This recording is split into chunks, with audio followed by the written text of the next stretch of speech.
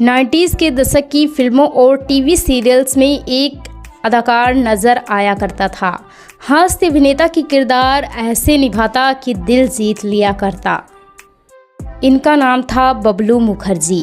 आपने भी बबलू मुखर्जी को 90s के दशक की किसी न किसी फिल्म या किसी न किसी धारावाहिक में ज़रूर देखा होगा। वतन है लैला का, अपना दोस्त गया काम से गुड। मगर क्या आपको कभी इस बात पर गौर किया कि वह अचानक टीवी सीरियल्स और फिल्मों से गायब कैसे हो गए और आखिर क्या हुआ इनके साथ कि बबलू मुखर्जी अचानक गुमनाम हो गए। दरअसल दोस्तों, बेमिसाल अभिनेता बबलू मुखर्जी खुद गायब नहीं हुए, बल्कि एक बहुत ही भयानक बीमारी ने इनका करियर बर्बाद कर डाला। आज हम आपको बबलू मुखर्जी के किस्मत से फिल्मों में पहुंचने से लेकर इनके करियर तबाह होने तक की पूरी कहानी सुनाते हैं। अब उनका हाल जानकर आप हैरान हो जाएंगे। पुरानी हिंदी फिल्मों का एक महान कॉमेडियन याद आता है आपको, जो अक्सर फिल्मों में शराबी की एक्टिंग किया करते थे। इनका नाम था कैस्टो मुखर्जी।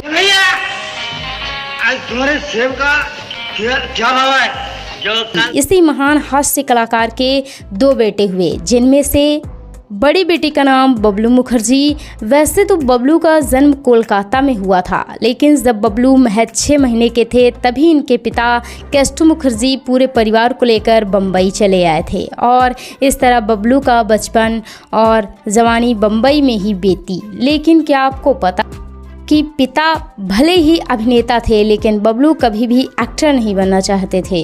ना ही उनके पिता ने कभी अपने बेटे को एक्टर बनाने के विषय में सोचा था। कैस्टो मुखर्जी अपने बच्चों को फिल्मों से इतना दूर रखते थे कि उनके बच्चों को यह भी नहीं पता था कि उनके पिता बॉलीवुड में कितने बड़े स्टार हैं। जी हाँ, दरअसल कैस्टो मुखर्जी तो बड़े बेटे बबलू को पायलट और अपने छोटे बेटे को डॉक्टर बनाने की तैयारी कर रहे थे।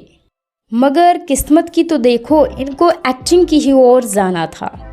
तो किस तरह से किस्मत पलट गई और बबलू महज 16 साल के थे तभी पिता कैस्टो मुखर्जी की मौत हो गई और घर के बड़े बेटे होने की वजह से सारी की सारी जिम्मेदारी अब बबलू के कंधों पर आ गई थी।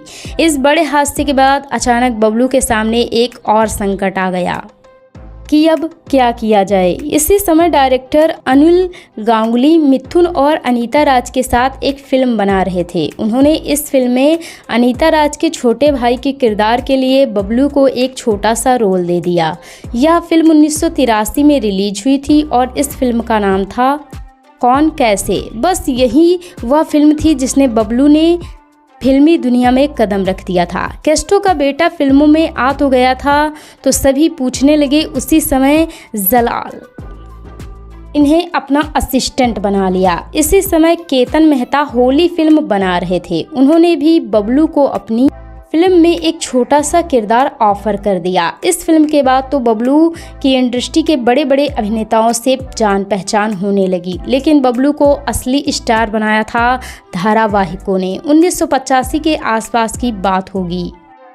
बबलू को दूरदर्शन से एक बेहतरीन ऑफर आ गया। यह सीरियल्स था छोटी बड़ी बातें।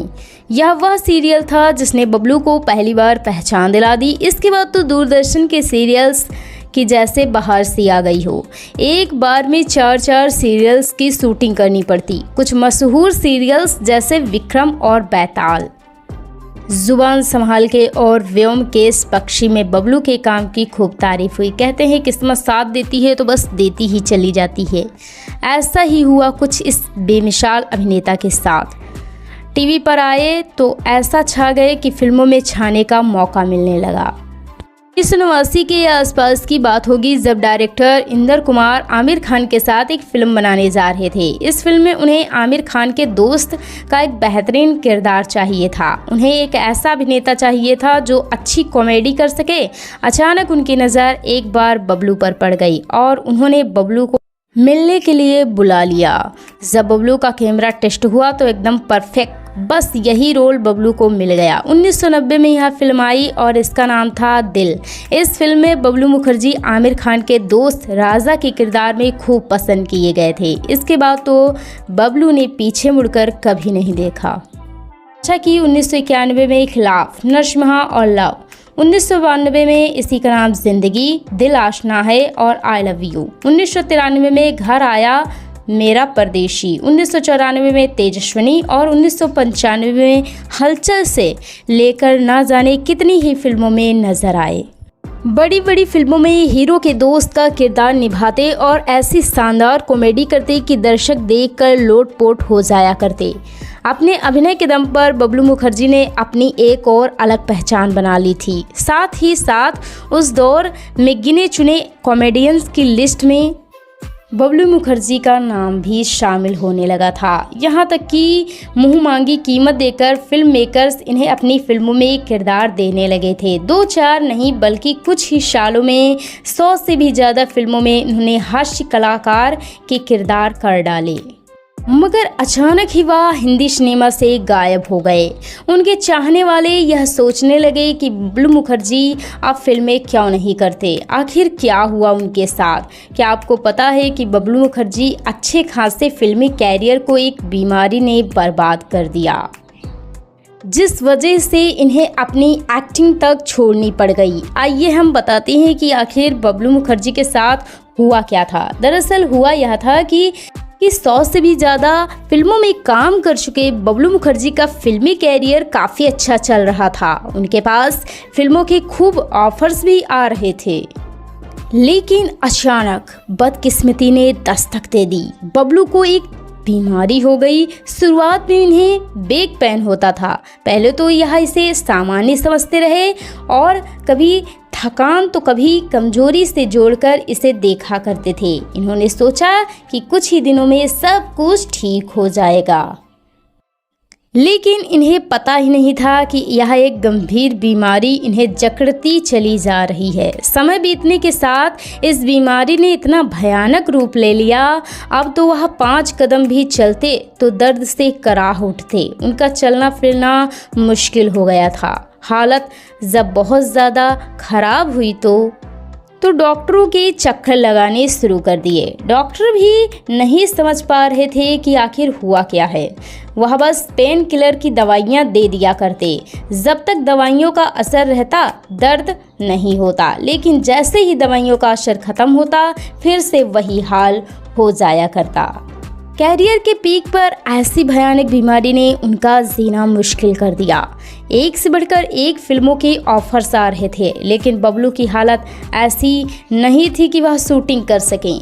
वह एक के बाद एक ऑफर्स को ठुकराते चले गए और एक समय के बाद एक समय ऐसा भी आ गया जब उनके पास ऑफर्स आने ही बंद हो गए और एक बेमिसाल हास्य कलाकार अचानक हिंदी सिनेमा से गायब हो गया। सालों तक ऐसा ही चलता रहा, लेकिन फिर उनका कजिन सम्राट मुखर्जी मसीहा बनकर आया। वह अपने भाई की ऐसी हालत देखकर हैरान हो गया। वह फौरन उनको कोकिलाबेन अस्पताल ले गया। वहाँ एक से बढ़कर एक डॉक्टर को दिखाया ताकि बीमारी की जड़ पता लग सके। वहाँ डॉक्टरों ने जिस तरह कि जो भी टेस्ट बोले वह सारे टेस्ट करवाए। जहाँ जहाँ भी ले जाना था वह बबलू को ले गया और आखिरकार उसकी मेहनत रंग लाई और तब जाकर कहीं असली बीमारी पकड़ में आई। रिपोर्ट में सामने आया कि बबलू मुखर्जी की कमर से लेकर पैरों तक खून ले जाने वाली आर्टरी ब्लॉक हो गई है और इस वजह से उनके पैरों तक ऑक्सीजन और खून की सप्लाई बंद हो गई थी और इसी बीमारी ने उनकी ऐसी हालत कर दी थी। जब बीमारी का पता लग गया तो डॉक्टर ने ऑपरेशन के लिए बोला। ऑपरेशन किया गया और स्टंट डालकर ब्लड की सप्लाई दोबारा शुरू की गई। तब जाकर कहीं बबलू मुखर्जी की हालत में सुधार आया, लेकिन इस सब में 9 साल बीत चुके थे, जो किसी भी कलाकार के कैरियर को बर्बाद करने के लिए काफ़ी होते हैं। सालों तक इंडस्ट्री से गायब रहने के बाद इंडस्ट्री की तो जैसे तस्वीर ही बदल गई हो। नए लोग आ गए, पुराने लोगों से जान पहचान खत्म सी हो गई और इस तरह बबलू मुखर्जी जैसा महान अभिनेता का कैरियर एक बीमारी ने ठप कर दिया। वैसे दोस्तों भले ही बबलू मुखर्जी छोटे और बड़े पर्दों पर लोगों को हंसाया करते थे, लेकिन इनकी निजी जिंदगी की हालत जानकर आप चौंक जाएंगे। 16 साल की उम्र में इन्होंने पिता केस्टो मुखर्जी की मौत देखी और इसके बाद मां का मानसिक संतुलन बिगड़ गया और इसके कुछ ही सालों बाद 16 साल के छोटे भाई की एक हादसे में मौत देखनी पड़ी और इसी के बाद उनकी मां की मानसिक स्थिति पूरी तरह से बिगड़ चुकी थी। एक पैर शूटिंग सेट पर हुआ करता तो दूसरा पैर मां की देखरेख में लगा रहता। कभी कभार तो बबलू को सेट पर ही फ़ोन आ जाया करते कि माँ घर में नहीं, कहीं बाहर चली गई हैं और ऐसे में बबलू को अपनी शूटिंग जल्दी ख़त्म करके माँ की तलाश के लिए जाना पड़ता। 1992 में बबलू ने शादी की जिनसे 3 बच्चे हुए, एक लड़की और फिर 2 जुड़वा बेटे, पर यहाँ भी कामयाबी नहीं मिली। पत्नी से तलाक हो गया और तीनों बच्चे सेटल हो गए। कुछ समय पहले कुछ कमाई के लिए एक्टिंग एकेडमी भी शुरू की, लेकिन किस्मत ने वहां भी साथ नहीं दिया और एक्टिंग एकेडमी को बंद करना पड़ा। इन दिनों बबलू मुखर्जी मीरा रोड पर अकेले ही अपनी ज़िंदगी जी रहे हैं।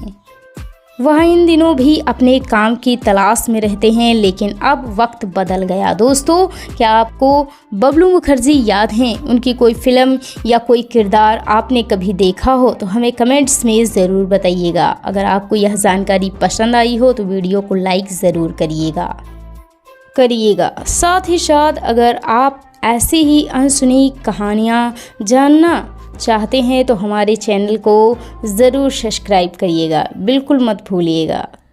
वीडियो देखने के लिए धन्यवाद।